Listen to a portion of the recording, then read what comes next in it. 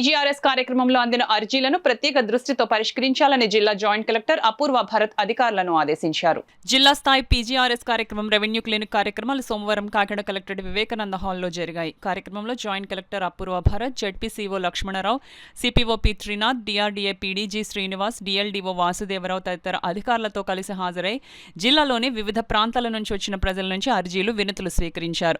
ఈ అర్జీలను ఆయా శాఖల అధికారులకు సూచిస్తూ వాటిపై సత్వరం సమగ్రమైన విచారణ చేపట్టి తగిన పరిష్కారం అందించాలని ఆయా శాఖల అధికారులను జేసీ ఆదేశించారు. బియ్యం కార్డు మంజూరు, కార్డులలోని పేర్లు మార్పులు, చేర్పులు, పింఛన్లు, ఉద్యోగ ఉపాధి అవకాశాలు, మురికి కాలువలపై ఆక్రమణల తొలగింపు, డ్రైన్ కాలువల్లో పూడిక తొలగింపు, పారిశుద్ధ్యం వంటి అంశాలపై మొత్తం 396 అర్జీలు అందాయి. ఈ సందర్భంగా జేసీ మాట్లాడుతూ రాష్ట్ర ప్రభుత్వం ప్రతి సోమవారం ప్రజా ఫిర్యాదుల పరిష్కార వేదిక కార్యక్రమాన్ని ప్రతిష్టాత్మకంగా నిర్వహిస్తుందన్నారు. పీజీఆర్ఎస్ కార్యక్రమంలో అందిన అర్జీలకు అధికారులు ప్రాధాన్యతనిచ్చి ప్రత్యేక దృష్టితో పరిష్కరించాలన్నారు.